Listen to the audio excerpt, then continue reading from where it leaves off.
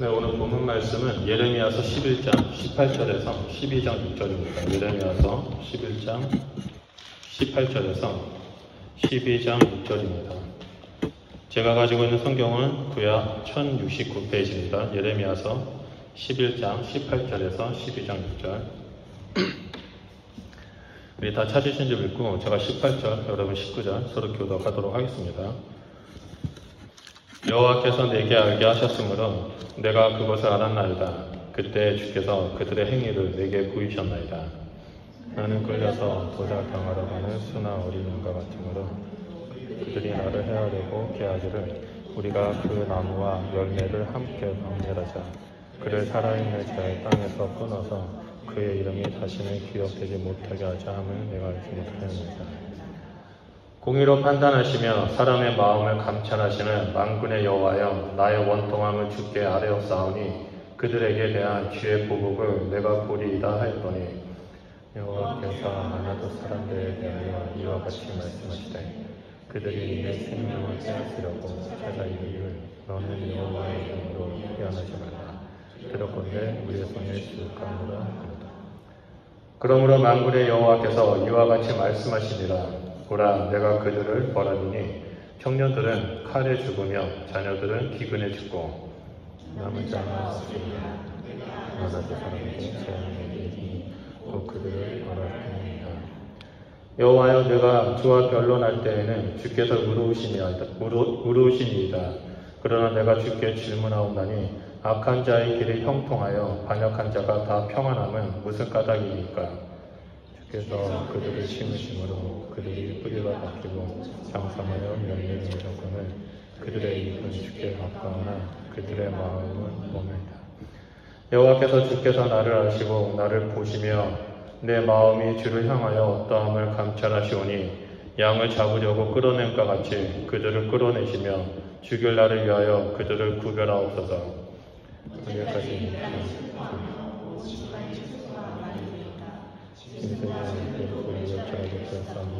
이는 이 땅의 주민이 그냥 스스로 말하기를 그가 우리의 낮은 일을 보지 못한다 합니다. 만일 내가 보행자와 함께 달려도 피곤하며 어찌 능히 말과 경주하겠느냐? 내가 평안한 땅에서 무사하려니와 요단 강물이 넘칠 때에는 어찌하겠느냐? 내 형제들아, 아버지의 집이라도 너를 속이며 내 뒤에서 크게 외치나니 그들이 내게 좋은 말을 할지라도 너는 믿지 말지니라. 아멘. 네, 할렐루야. 우리 옆에 분하고 인사할까요? 하나님을 깊이 사랑합시다 라고 인사하도록 하겠습니다. 네, 하나님을 깊이 사랑합시다. 오늘 본문 말씀은요, 예레미야서에 나오는 예레미야 고백의 5가지 고백이 있는데요, 그 5가지 고백 중에 바로 첫 번째 고백이 오늘 본문 말씀입니다. 그동안 예레미야는 예루살렘과 유다의 죄에 대해서 고발하고 하나님의 심판을 선포했습니다. 이제 곧 예루살렘은 북방에서 내려오는 바벨론에 의해서 무너지게 될 것이고 많은 이스라엘 백성들은 죽거나 포로로 끌려가게 될 것입니다. 이러한 예언은 당시에 예루살렘과 온 유대 사람들에게 배척을 당할 만큼 외면을 당했습니다. 예레미야 예언이 계속될 때마다 하나님께서는 보호하셨고 그리고 또 보호하실 것이라고 약속을 했지만 예레미야는 온갖 위협과 그 고난은 계속해서 더욱더 심각해지고 있었습니다. 예레미야는 이러한 삶을 한 달, 두 달도 아니고 1년, 2년도 아니고 수년 동안 끊임없이 그 심각한 고난과 위협 속에서 빠짐없이 하나님의 말씀을 선포하고 살았습니다. 그러다 보니까 이 예레미야는 늘 하나님 앞에 처절하게 기도하고 부르짖을 수밖에 없었습니다. 하나님, 저들이 저를 위협합니다. 저들이 저를 죽이려고 합니다.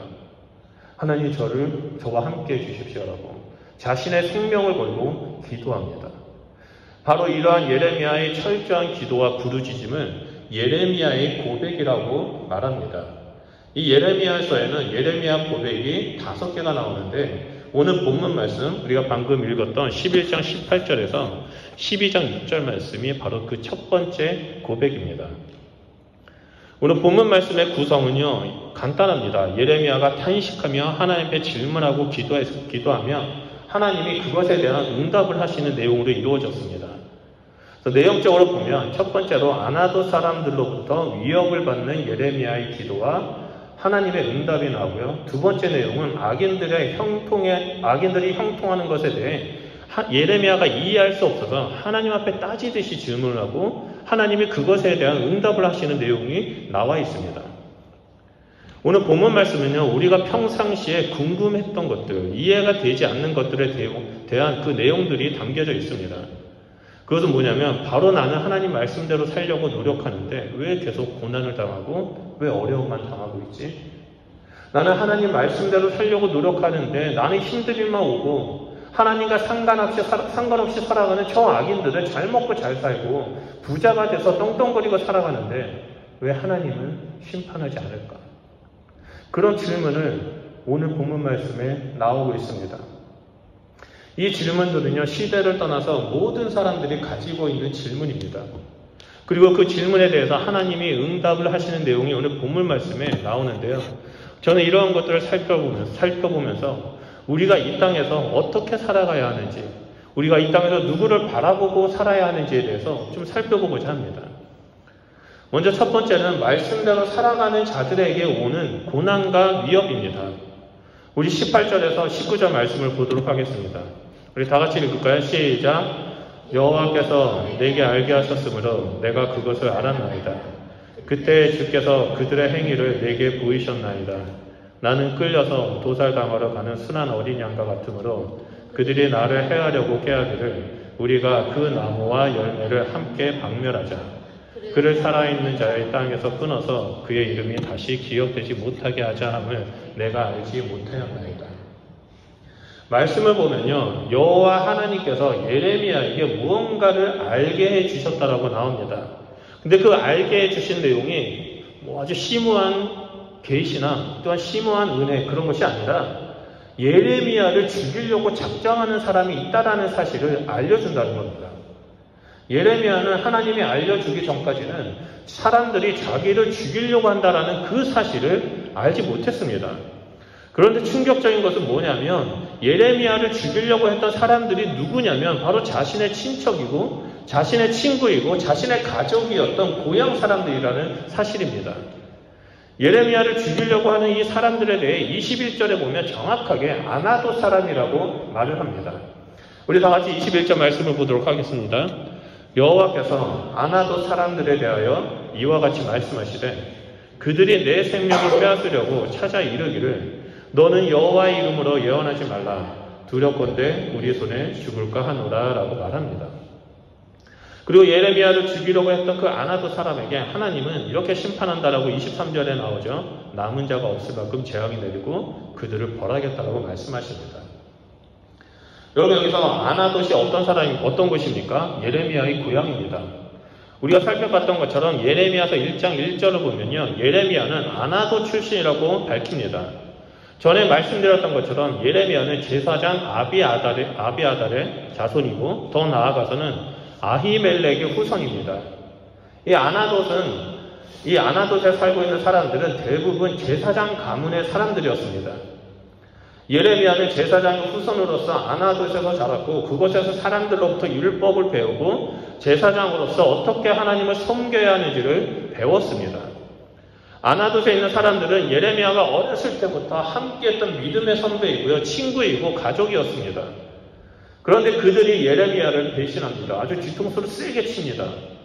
뒤통수 치는 것만으로도 모자라서 이 사람들은 여호와의 이름으로 예언하지 못하도록 예레미야를 죽여버리려고 시도합니다.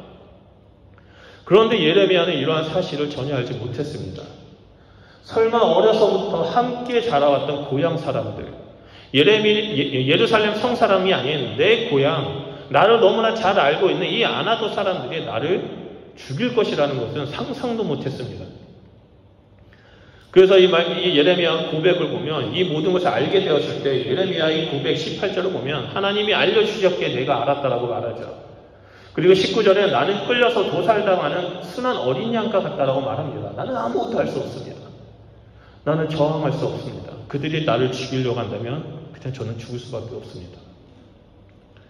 아나돗 사람들이, 그 고향 사람들이 예레미야를 증오하고 죽이려고 했던 이유는 딱 하나입니다. 그것은 바로 예레미야가 성전 문 앞에서 예루살렘의 죄를 고발하고 하나님의 심판을 선포하는 것을 못마땅하게 여겼기 때문입니다. 이들은 하나님의 말씀을 들으면 양심에 찔려서 회개하고 돌아와야 하는데 심판의 소리가 너무 듣기 싫다고 예레미야를 죽이려고 시도합니다. 이를 볼 때 제사장의 마을로 알려진 이 아나돗이 얼마나 타락하고 하나님의 말씀과 상관없는 삶을 살았는지를 볼 수 있습니다. 사실 아나돗은요, 이스라엘 백성이 머물기 전에, 이 제사장이 머물기 전에 셈족의 우상인 여신 아나타를 섬기는 땅이었습니다. 이 여신 아나타는 사랑과 전쟁을 다스리는 우상입니다. 전쟁을 이기게 해주는 우상이고 사랑을 다스리는 우상입니다. 그러니까 너무나 음란하고 너무나 잔인했겠죠. 그런 땅을 하나님은 제사장에게 주어서 그 땅을 기업으로 삼게 하셨습니다. 제사장은 모든 우상을 진멸하고 그 땅에서 하나님께 예배드리며 진리 가운데 온전히 서 있어야만 했습니다. 하지만 제사장들이 그 땅을 정착했을 때 그 우상을 진멸하지 못했습니다. 오히려 탐욕에 눈이 멀고 그 아나타의 그 사랑과 전쟁이라는 그 음란함과 그 잔인한 그 힘에 눈이 멀어서 재물에 멀어서 하나님보다 우상을 더 섬기기 시작했습니다. 하나님을 섬겼지만 이들은 동시에 아나타 여신에 대해서 더 사랑하고 섬겼던 겁니다. 그런 아나도 사람들에게 예레미야는 우상을 섬기는 것을 멈추라고 말하고 하나님의 말씀을 전했습니다. 하지만 이들은 예레미야 말을 듣지 않고 오히려 죽이겠다라고 말합니다. 그것도 그의 이름을 다시는 기억되지 못하게 철저하게 짓밟고 죽이겠다고 말을 합니다. 여러분, 예레미야 마음을 상상해 보십시오. 얼마나 마음이 아프겠습니까? 원통하겠습니까? 한순간에 자신의 가족이자 친척이자 친구이자 함께했던 모든 사람들이 자기를 죽이고자 하는 원수가 되어버렸습니다. 내 고향, 내 마음의 안식처가 사라져버렸습니다. 자신에게 가장 중요하게 여겼던 것이 한순간에 없어졌습니다. 얼마나 두렵고 답답하고 힘들었겠습니까? 예레미야는 이러한 원통한 마음을 가지고 하나님 앞에 나아가 기도합니다. 20절을 보면 공의로 판단하시며 사람의 마음을 감찰하시는 만군의 여호와여, 나의 원통함을 주께 아뢰었사오니 그들에게 대한 주의 보복을 내가 보리이다 하였더니라고 기도합니다. 여기서 우리가 오해하지 말아야 할 구절이 있습니다. 그것은 그들에 대한 주의 보복을 내가 보리이다라는 말씀입니다. 이 말씀은 나를 죽이려고 하는 저들에게 원수를 갚아주십시오. 나를 죽이려고 하는 저들을 죽여주십시오. 내 원통을 풀어주십시오라는 말이 아닙니다. 나를 죽이려 하는 자들에게 보복해달라는 기도가 아니라 하나님, 나는 하나님 앞에서 죄인이 아닙니다. 저들이 죄인입니다라고 강구하고 있는 겁니다. 그래서 하나님의 긍휼과 공의가 나타나서 내가 죄인이 아니고 저들이 죄인이라는 사실을 드러내 주십시오. 하나님의 긍휼을 보여주십시오라고 강구하고 있는 겁니다. 이를 통해서 우리가 볼 수 있는 것이 뭐냐면 하나님 앞에서 이 아나도 사람들, 다시 말해서 그 제사장 부름의 사람들과 예레미야의 모습이 너무나 대조되어 있다는 사실을 볼 수 있습니다. 아나도 사람들은 역시 예레미야처럼 제사장의 후손이었습니다. 이들은 제사장의 후손으로서 하나님을 알고 율법을 아는 자들이었습니다. 하지만 이들이 알고 있는 그 살아계신 하나님, 이들이 알고 있는 그 하나님은 그저 지식에 불과했습니다. 그냥 조상 대대로 내려오는 여호와를 아는 지식에 불과했습니다.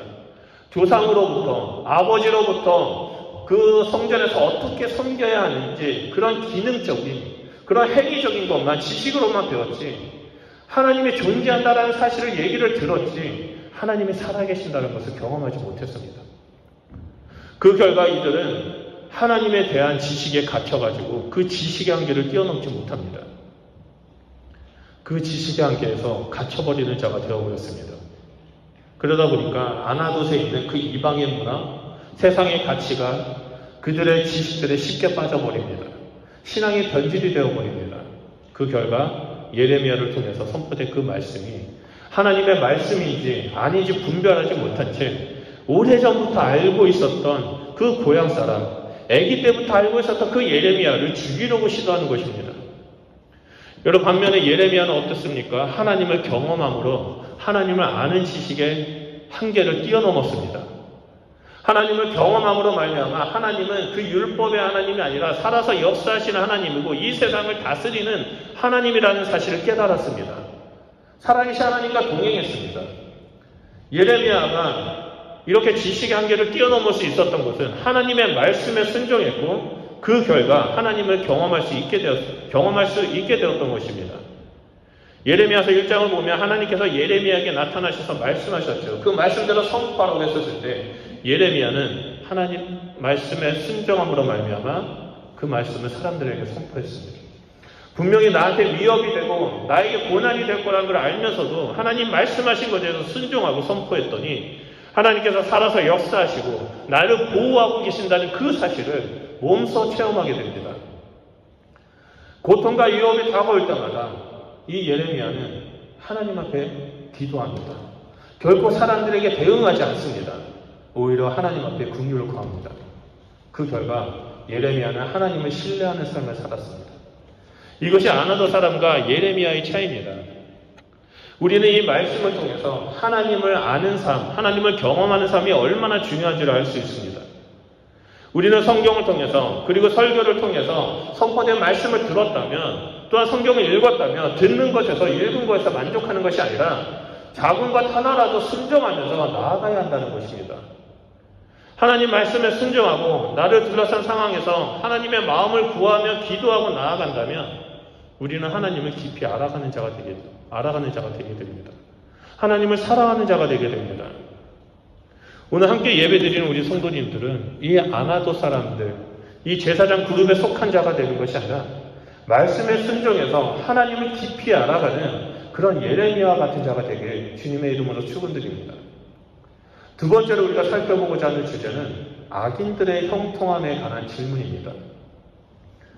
믿었던 고향 사람들이 자신을 죽이려 한다는 사실을 알게 된 예레미야는 더 이상 자신이 믿을 만한 사람이 없다는 것을 깨닫게 됩니다. 그래서 예레미야는 하나님 앞에 이렇게 질문하죠. 12장 1절입니다. 여호와여, 내가 주와 변론할 때 주께서 의로우시니이다. 그러나 내가 주께 질문하옵나니 악한 자의 길이 형통하며 반역한 자가 다 평안함은 무슨 까닭입니까? 예레미야가 하나님의 말씀을 볼 때, 하나님의 음성을 들었을 때 하나님은 분명히 의로우신 분이라는 사실을 깨달았습니다. 주님이 의롭다는 사실은 변하지 않는 진리이죠. 그런데 예레미야는 한 가지 이해가 되지 않는 것이 있습니다. 하나님은 의롭고 공의로우신 분인데 왜 악한 자의 길을 형통하는지, 그들은 왜 잘 먹고 잘 살고 평안하게 살고 있는지 이해를 하지 못했습니다. 그래서 아주 하나님 앞에 단도직입적으로 따지듯이 공격적으로 질문합니다. 이 예레미야의 질문 안에는 공의로우신 하나님께서 제대로 역할을 하지 않으시니까 얘네들이 잘 먹고 잘 사는 거 아닙니까? 라고 그런 따지는 그 의미가 숨겨져 있습니다. 여러분, 우리는 이 예레미야의 이런 마음을 너무나 잘 이해합니다. 여러분, 저만 그렇습니까? 저는 이 예레미야처럼 이런 질문을 한 적이 몇 번 있습니다. 아마 여러분도 이런 질문을 해본 적이 있었을 거라고 생각이 듭니다. 저는 하나님 말씀대로 살려고 노력했고 내가 손해를 본다 할지라도 하나님 말씀대로 순종하려고 노력을 했는데 나한테 다가오는 것은 이 고난과 위협과 억울한 상황입니다. 나에게 억울함을 주고 나를 나쁜 사람으로 몰아붙이는 이 사람들에게는 하나님이 아무것도 행하시지 않는 것을 보면서 하나님, 왜 하나님의 공의가 저들에게 나타나지 않습니까? 하나님께서 어떻게 저들에게 그 공의를 행하실 겁니까? 어떻게 저들이 자신의 죄를 짓고 있는지를 깨닫게 하실 겁니까? 라고 저는 따지듯이 기도한 적이 있습니다. 이런 것처럼 예레미야는 지금 하나님을 반역하고 살아가는 저 악인들, 저들이 형통한데 왜 심판을 안 하십니까? 라고 하나님 앞에 질문하고 있습니다. 또한 2절을 보면요, 예레미야는 더 나아가서 하나님 앞에 이렇게 말을 하죠. 그들을 주께서 심어서 이렇게 잘 자라고 열매를 맺는 거 아니냐라고 묻습니다. 예레미야는 그들은 말로만 주님을 찾고 가까이 있는 것 같지만 마음은 하나님과 멀리하고 있다. 악을 행하는 자이다라고 하나님께 가르쳐줍니다. 하나님이 몰라서 그런가? 하나님 저들은 입술로만 고백하지만 마음은 악이 가득 차 있습니다. 왜 저런 자를 심으셔서 열매 맺게 합니까? 지금 하나님은 말하고 있습니다. 하나님이 악인을 징계하지 않으니까 저들은 진리를 따르지 아니하고 더 대범하게 죄를 범하고 더 잘 먹고 잘 살고 있습니다. 하나님께서 악인들이 성공하고 잘 먹고 잘 사는 것을 허락했기 때문에 이런 일이 일어난 거 아닙니까? 라고 질문합니다. 그러면서 3절에 나를 아시고 나를 보고 나의 마음이 주를 향한 것을 주께서 감찰하신다면 자신이 아니라 자신을 죽이려고 하는 저 대적들을 벌을 주실 것에 대해서 간청하고 있습니다. 하나님 내 마음을 아신다면서요. 내 마음을 다 보신다면서요. 내 머리카락까지 다 셀 수 있는 분이시라면서요. 근데 왜 저들의 마음을 안 보십니까? 제발 저들의 마음을 보시고 벌해 주십시오라고 기도하고 있습니다. 4절에서는 악인들이 득세하니까 땅과 채소도 짐승과 새들도 멸절하게 되었다라고 호소합니다.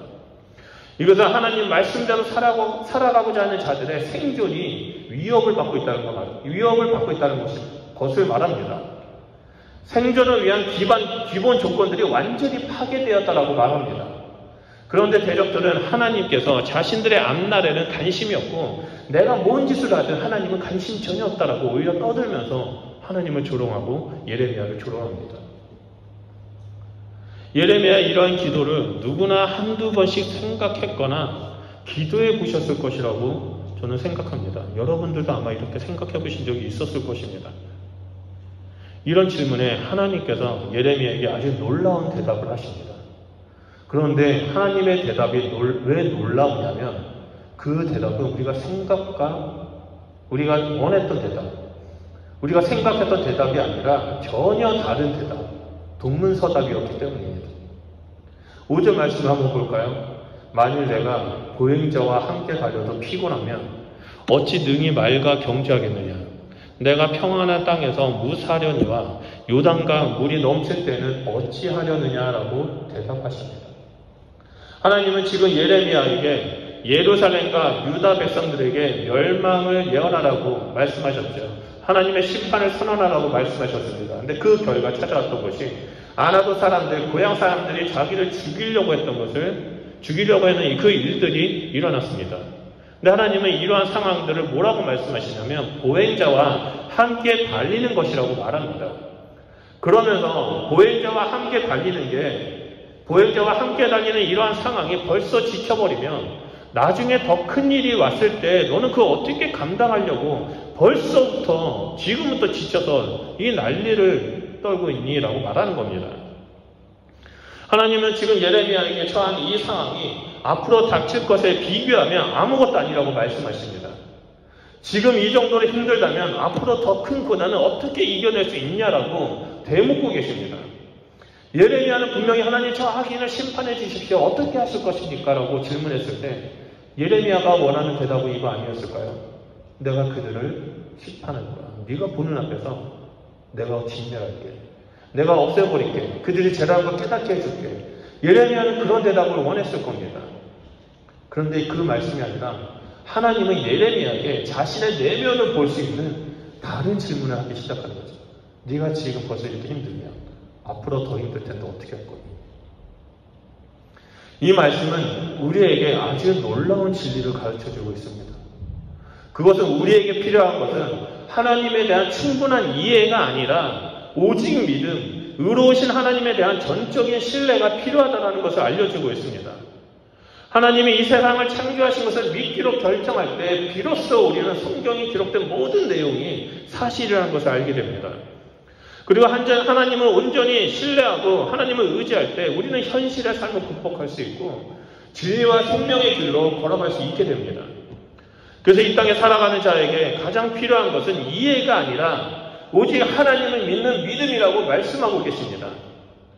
우리는 하나님 내가 하나님을 정말 믿고 싶습니다. 나에게 믿음을 주십시오. 이렇게 기도하는 것이 아니라 하나님 내가 지금은 이해가 안 되지만 하나님 지금 상황은 내가 이해가 안 되지만 하나님을 신뢰하기로 결정합니다. 하나님을 믿기로 결정합니다. 하나님 제 삶을 책임져 주십시오. 이렇게 기도해야 한다는 겁니다. 하나님은 분명히 심판의 날에 이 악인들을 멸하실 거라고 예레미야에게 수차례 얘기했습니다. 예레미야는 그런 하나님을 온전히 신뢰하고 믿기만 하면 되는 것입니다. 지금 예레미야는 죽음의 위협 속에서 보호와 도움을 기대할 수 있는 곳이 어디에도 없습니다. 오히려 믿었던 친구, 친척, 고향 사람들의 배반과 위협만이 다가오고 있을 뿐입니다. 심지어 6절을 보면 내 형제, 아버지의 집, 가족들이 너를 속이려고 뒤에서 외친다 할지라도 그것을 들어서는 안 된다고 말합니다. 예레미야에게 필요한 것은 세상의 소리가 아니라, 세상의 사람이 아니라 지금 이 상황을 왜 이해시켜주지 않습니까? 하나님 왜 일을 안 하십니까? 라고 따지는 것이 아니라 하나님께서 언젠가 심판하실 것을 온전히 신뢰하고 지금 이 상황 속에서 하나님이 나를 어떻게 이끄시는지에 대해서 믿음으로 붙잡고 의지하고 나아가야 한다는 것입니다. 앞으로 닥칠 고난을 생각한다면 지금의 어려움은 문제가 되지 않습니다. 악한 자들의 형통한 것을 보면서 하나님의 신뢰가 흔들린다면 예레미야는 쓰러지게 될 수밖에 없습니다. 우리는 하나님의 계획을 다 이해할 수 없습니다. 하나님은 우리를 인도하실 때 모든 계획과 모든 길들을 다 보여주면서 내가 너를 이렇게 인도할 거고 여기서는 또 이쪽으로 가게 한 다음에 이렇게 해가지고 결국엔 너는 여기까지 오게 될 거야 라고 알려주지 않습니다. 그렇게 인도해주지 않습니다.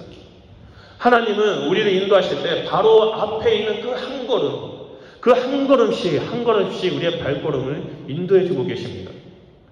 아브라함은 갈 곳을 알지 못했지만 하나님을 믿고 그 한 걸음의 발걸음을 믿음으로 걸었습니다. 그 결과 그의 삶은 늘 살아계신 하나님을 경험했고 그 살아계신 하나님과 동행했습니다. 야곱도 이삭도 요셉도 마찬가지입니다.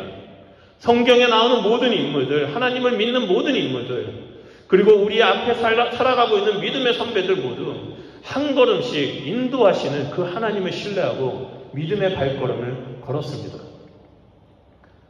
그 결과 그들 모두는 하나님이 살아계심을 경험했습니다. 우리는 하나님의 뜻이 내 생각과 내 방법과 다르다 할지라도 하나님을 신뢰하고 믿기로 결정하며 한 걸음씩 나아가야 합니다. 내 생각과 내 뜻이 다르다고 해서 하나님 왜 그렇습니까? 저를 이해시켜 주십시오. 하나님 그런 분이 아니시지 않습니까? 왜 다른 사람들은 그렇게 하시면서 나한테 왜 이렇게 안 하십니까? 라고 따지는 게 아니라 하나님 앞에 그렇게 나아가는 것이 아니라 하나님 그리 아니하실지라도 하나님의 뜻이 내 삶 가운데 이루어질 줄 믿습니다. 그때가 언제인지 모르지만 저는 끝까지 하나님만을 붙잡고 나아가겠습니다. 신뢰하며 믿음으로 나아가야 한다는 거죠. 하나님의 계획과 역사하심에 대해서는 우리는 전부 다 이해할 수 없습니다. 지금 당장은 이해할 수 없지만 5년이 지나고 10년이 지나서 지나온 길을 되돌아볼 때 하나님이 그때 나를 이렇게 돌보시고 나를 인도하셨구나를 깨닫게 되고 보게 됩니다. 여러분 그 증거가 지금 여러분들이 살아온 그 길, 지난 5년 뒤에 10년 뒤에 여러분의 삶을 한번 생각해 보십시오. 그때 내가 하나님 앞에 이렇게 기도했는데 하나님은 나에게 어떻게 응답하셨을까? 나를 어떻게 돌보셨을까 한번 생각해 보십시오. 그런다면 하나님이 여러분을 인도하셨다는 그 사실, 보호하셨다는 그 사실을 보게 될 것입니다. 사랑하는 성도 여러분, 우리에게 필요한 것은 이해가 아닙니다. 하나님을 전적으로 신뢰하는 믿음입니다. 하나님을 믿는 것이, 하나님을 신뢰하는 것이 우리의 삶의 이유가 되어야 하고 존재의 이유가 되어야 합니다. 어떠한 상황이 온다 할지라도 또는 내가 손해를 본다 할지라도 예레미야처럼 뒤통수를 세게 맞아가지고 너무나 억울하고 원통한 상황이 있다 할지라도 우리는 하나님을 신뢰하기로 결정해야만 합니다. 내가 원수를 갚겠다라고 나서는 것이 아니라 하나님 앞에 잠잠히 머물면서 하나님의 뜻이 이루어지길 소원합니다. 하나님 내 삶을 주관하여 주십시오. 내가 하나님만을 붙잡고 나아가겠습니다라고 우리는 서 있어야 합니다. 우리가 하나님을 온전히 붙잡고 하나님을 믿음으로 결정하고 믿기로 결정하고 하나님 앞에 서 있는다면 우리는 이 땅에서 늘 승리하는 그리스도인이 될 것입니다. 하나님은 예레미야에게 이 예루살렘과 유다를 심판하실 거라고 말씀하셨고 결국엔 그 심판이 이루어졌습니다. 하나님은 우리에게 동일하게 이제는 내가 곧 오겠다라고 말씀하십니다. 우리 주님이 곧 오시게 되면 이 땅에는 악인은 심판을 당하게 되고 하나님을 믿는 우리는 그 거룩한 혼인잔치에 참여하게 될 것입니다. 그렇기 때문에 우리가 붙잡아야 할 것은 오직 믿음, 하나님을 신뢰하는 것입니다. 사랑하는 성도 여러분, 하나님을 붙잡고 나아가시길 바랍니다. 오직 하나님만을 붙잡고 하나님을 신뢰함으로 말미암아 이 땅에서 승리하고 세상에서 본을 보이는 그리스도인이 되시길 주님의 이름으로 축복합니다. 우리 좀 말씀을 기억하면서 기도했으면 좋겠습니다. 지금 여러분의 상황은 어떻습니까? 무엇을 바라보고 계십니까? 여러분 지금 무엇을 믿고 있습니까? 여러분 우리에게 필요한 것은 하나님을 향한 믿음입니다. 여러분 우리에게 필요한 것은 하나님을 전적으로 신뢰하는 겁니다. 하나님, 내가 하나님을 신뢰하기 소원합니다. 하나님, 내가 하나님의 이해로 구하지 않겠습니다. 그냥 하나님은 하나님의 뜻을 이루어 주십시오. 그리고 저는 하나님만을 신뢰하고 붙잡고 나아가겠습니다. 하나님 바라기는 그 하나님을 바라보며 내가 이 땅에서 믿음의 길을 걸어가는 자가 되게 하여 주십시오. 성령 하나님, 내 삶을 주관하여 주십시오.